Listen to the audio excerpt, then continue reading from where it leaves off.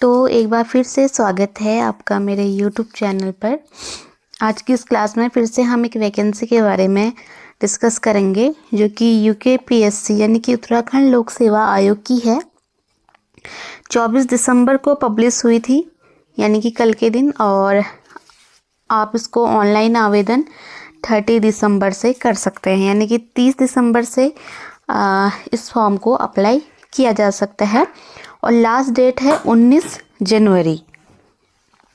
तो 19 जनवरी से पहले आप अपना फॉर्म फिल कर सकते हैं और विज्ञप्ति का नाम है वैज्ञानिक अधिकारी उत्तराखंड विधि विज्ञान प्रयोगशाला। ठीक है, चलिए आगे देखते हैं।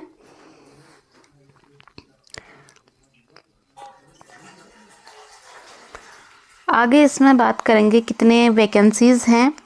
कुछ यहाँ पे पॉइंट पढ़ लेते हैं। ठीक है, अभ्यर्थी वैज्ञानिक अधिकारी पद के अंतर्गत एक से अधिक अनुभागों हेतु आवेदन कर सकते हैं, यानी कि जो आपका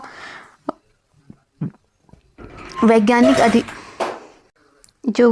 अधिकारी पद है आपका, उसके लिए एक से अधिक अनुभागों के लिए आप अप्लाई कर सकते हैं।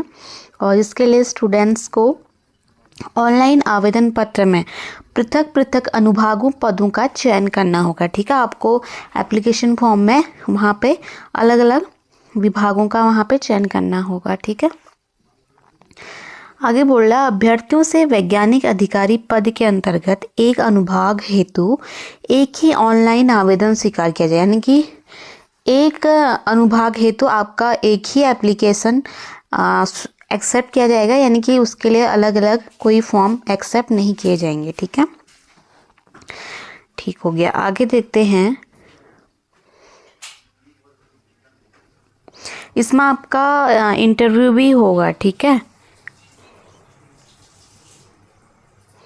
अब देखते हैं इसके पदों का विवरण। वैज्ञानिक अधिकारी का टोटल है एक, वैज्ञानिक अधिकारी प्रलेख परीक्षण अनुभाग एक पोस्ट, वैज्ञानिक अधिकारी एक पोस्ट।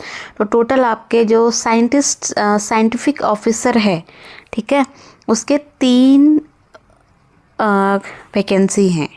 ठीक हो गया। आगे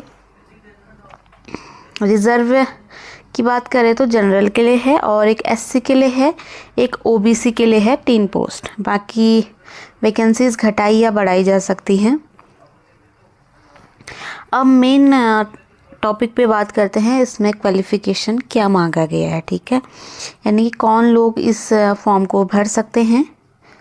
तो जो आपका वैज्ञानिक अधिकारी साइंटिफिक ऑफिसर की पोस्ट है जो कि एससी के लिए है, इसमें आपका किसी मान्यता प्राप्त यूनिवर्सिटी से फिजिक्स में या फिर विधि विज्ञान जो कि फॉरेंसिक साइंस होता है, उसमें एमएससी तथा स्नातक स्तर पर एक विषय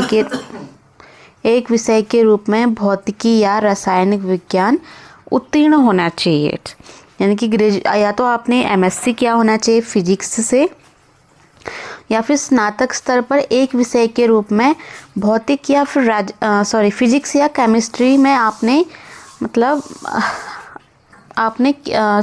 ग्रेजुएशन किया होना चाहिए। ठीक है, नेक्स्ट है विधि विज्ञान प्रयोगशाला या संस्थान में कम से कम 5 ईयर का आपको विश्लेषणात्मक अनुभव होना चाहिए। नेक्स्ट है वैज्ञानिक अधिकारी जो कि अन्य पिछड़ा वर्ग के लिए है, किसी मान्यता प्राप्त यूनिवर्सिटी से फिजिक्स एंड केमिस्ट्री में एमएससी या फिर फॉरेंसिक साइंस में विधि विज्ञान में एमएससी के साथ फॉरेंसिक डॉक्यूमेंट्स में स्पेशलाइजेशन तथा ग्रेजुएशन लेवल पर एक विषय के रूप में भौतिक विज्ञान या रसायन विज्ञान में आपने जो ग्रेजुएशन है वो कंप्लीट किया होना चाहिए। ठीक है, तो कुल मिलाकर के आपका जो एमएससी है मास्टर्स ऑफ साइंस, वो फिजिक्स या केमिस्ट्री से होना चाहिए। ठीक है, तो आप इस फॉर्म को भर सकते हैं। बाकी 5 ईयर का विश्लेषणात्मक अनुभव भी बोल रहा है विधि विज्ञान में या किसी भी संस्थान में नेक्स्ट है वैज्ञानिक अधिकारी, साइंटिफिक ऑफिसर, जो कि कंप्यूटर फॉरेंसिक अनुभाग में आई है जनरल के लिए। किसी मान्यता प्राप्त यूनिवर्सिटी से कंप्यूटर विज्ञान में MCA किया होना चाहिए, ठीक है। MSc इन कंप्यूटर साइंस, ठीक है, या तो आपने MSc कंप्यूटर साइंस से की होनी चाहिए या फिर MCA किया होना चाहिए, ठीक है, मास्टर इन कंप्यूटर एप्लीकेशन। और इसमें भी 5 ईयर का आपका एनालिटिकल एक्सपीरियंस मांगा है फॉरेंसिक साइंस में। बाकी अधिमानी अर्हता, अगर किसी ने PhD in the relevant discipline, किसी ने PhD किया हो किसी इन सब्जेक्ट्स में, या फिर विधि विज्ञान के संबंधित क्षेत्र में परीक्षण कार्य एवं शोध का अनुभव किया है, तो आपको पहले वरीयता दी जाएगी।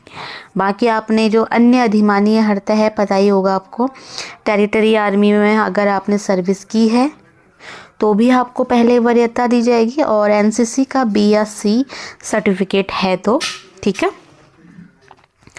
अब क्या लिखा है, नोट लिखा है इसमें, उसको देखते हैं। अनिवार्य शैक्षिक अर्हता के संबंध में विधि विज्ञान प्रयोगशाला या संस्थान में कम से कम 5 ईयर के विश्लेषणात्मक अनुभव का प्रमाण पत्र एवं विधि विज्ञान के संबंधित क्षेत्र में परीक्षण कार्य एवं शोध के अनुभव संबंधी अधिमानी अर्हता का प्रमाण पत्र आपके पास होना चाहिए, ठीक है। एक से अधिक अनुभागों हेतु आवेदन करने की दशा में प्रत्येक आवेदित पद हेतु अनिवार्य शैक्षिक अर्हता एवं अधिमानी अर्हता से संबंधित अनुभव के दावे के संबंध में दिए गए प्रारूप के अनुसार पृथक पृथक प्रमाण पत्र आपको संलग्न करना होगा, ठीक है। यानी कि जिस भी पोस्ट के लिए आप अप्लाई कर रहे हैं, जिस विभाग के लिए कर रहे हैं, उसके लिए आपको अपना प्रमाण पत्र भी संलग्न करना होगा साथ में, ठीक है।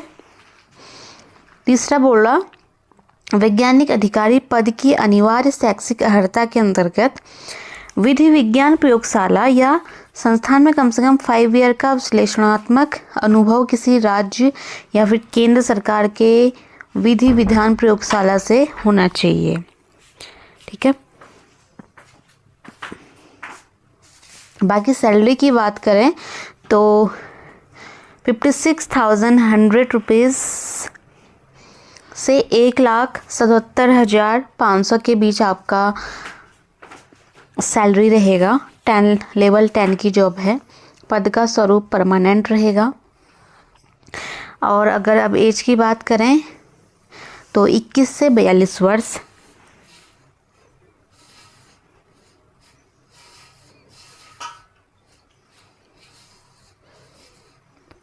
अब बात करते हैं इसमें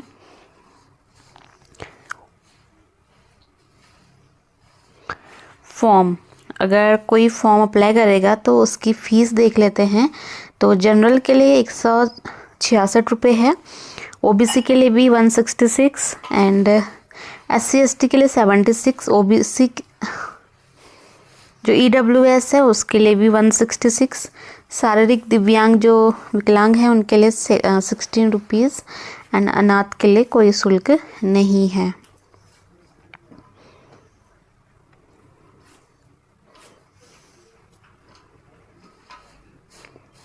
बाकी इसमें आपका सिलेबस दिया हुआ है, syllabus for scientific officer SO, ठीक है। तो सिलेबस आप देख सकते हैं, फिजिक्स केमिस्ट्री वगैरह का होगा, ठीक है। तो ये सब चीज़ें आपकी रहेंगी।